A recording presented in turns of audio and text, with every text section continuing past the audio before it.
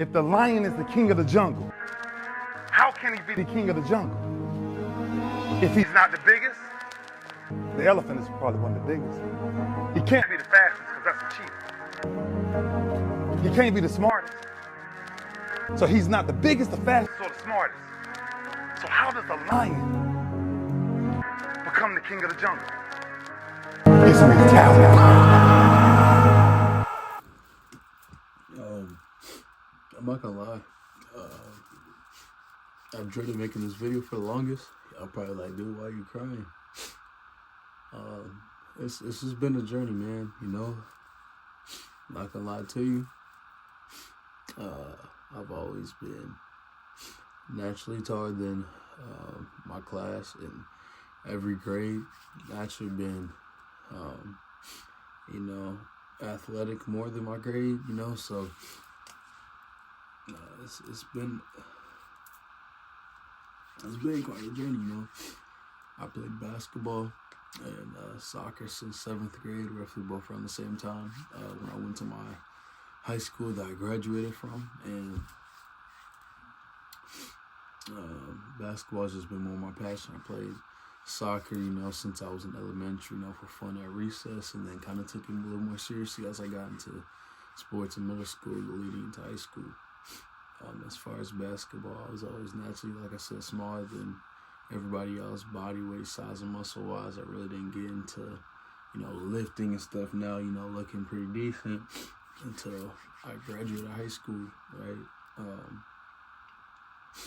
Fast forwarding my high school career, let's just say it was pretty interesting. I really wasn't that good of a player. You know, I've had a lot more heart and a lot more courage, you know, than everybody else, but I lacked structure and a little bit of talent with my game. I was always shy to do a lot of stuff.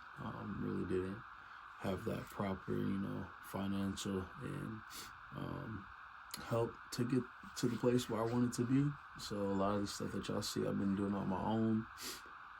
Just going to the gym, getting around coaches here and there, asking for points, just being hungry to be that player. And leading out of high school, I really didn't play varsity. Like I said, I really wasn't that good. Leading in, I wasn't as good as I thought I was. It wasn't until after came my senior year that I still played JV. Didn't do too bad on JV, but a lot of folks know there's not a lot of people that's going to come watch your games, more or less scouts. So we didn't have film for our games. We didn't have a lot of things that would help portray me to get to the next level. Leading to that, I tried doing a walk-on for college my freshman year in college. Still had a lot of stuff I needed to work on. I didn't have my physical in time. I waited too late. Had to sit out that season. And I'm like, okay, you know, I should be able to do decent. Did all right in school, you know, still goofed around, didn't do what I was supposed to, lacked maturity, you know. I was still at home, but I really wasn't at home. I was hanging on my boys, doing stuff, right? Came my second year in college, you know, I was doing pretty decent. I was like, okay, well, let me get in the gym. That was probably one of the hardest grinds that at the time I did. I was actually getting to the gym, actually getting shots up.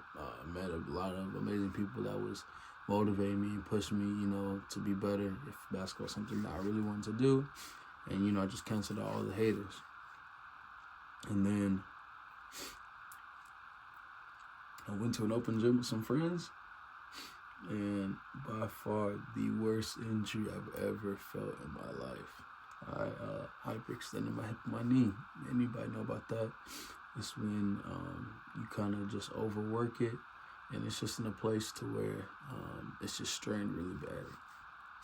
I didn't think it was as bad as I thought it was, and by the time I almost got checked out, you know, towards March-ish, which was roughly like 5.5 months prior to when it happened, they said if I were to do one more bad thing, I could possibly, you know, dislocate my hip or possibly tear something in my knee, a slight fracture.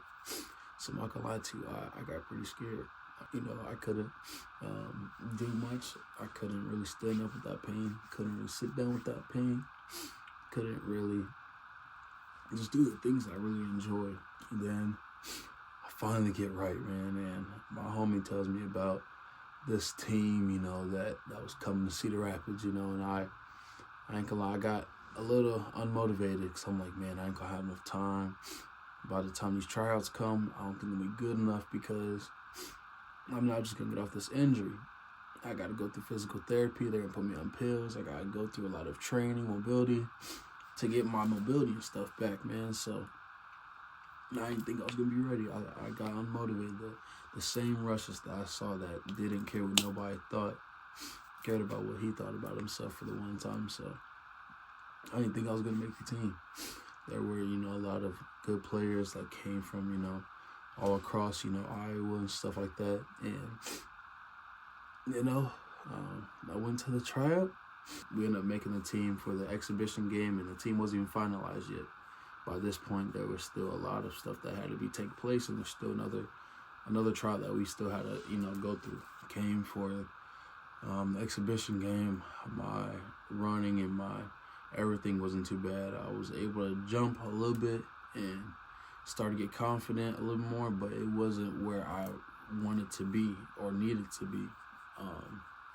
Came time for the actual game, you know, I had a lot of stuff I needed to work on. One thing for sure, definitely running and getting back on defense. That's something that I was not confident on and was very frightful on because I didn't want to turn or twist anything to prevent that hip injury or my knee getting back in that same place.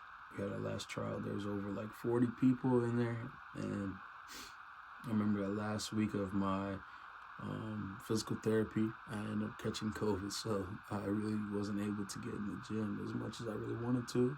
But then, lo and behold,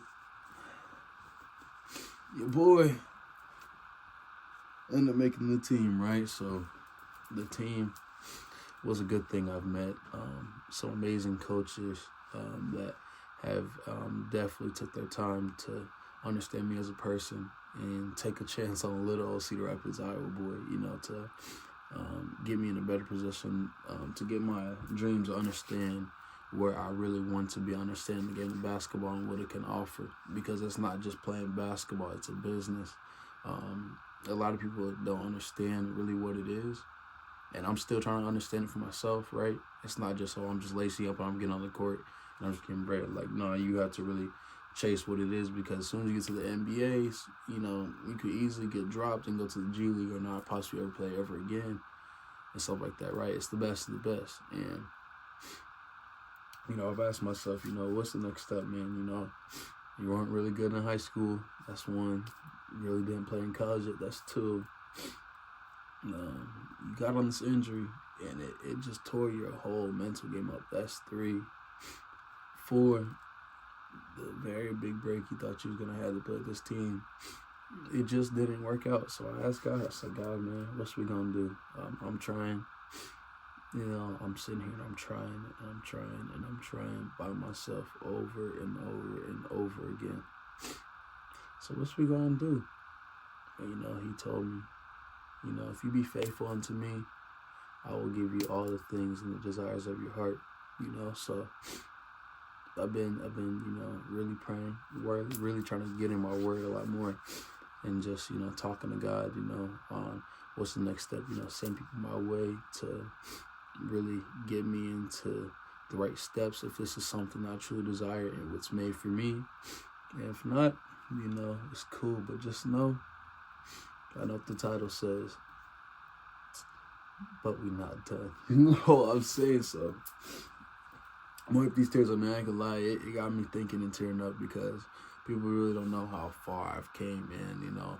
And when all doors is closed, you know, you never know what somebody go through mentally, physically, financially. You know, I've had another opportunity to play ball in another aspect, but there's some things that came up that I had to make a really tough decision, and that I financially couldn't handle at the moment. So that even hurt enough to, you know, make me wonder, you know, because now them older opportunities are presenting themselves, and at the moment I just couldn't, you know, take those offers, you feel me? But nonetheless, we're gonna keep striving for these dreams, man. If I can't say anything else for this video, man, you know, how I think about it, dreams on your head. Everybody dreams a dream. but very few can be able to see it with their own eyes in reality, right? So while everybody else is asleep, get up and work hard. Figure out what you can do to get to the next level. Every day that God graces us on this earth, it's another chance to get it right with Him, and another day to get it right with, our dreams and what we really want to do on this earth. So your boy's not finna give up, man. I hope y'all don't give up on me.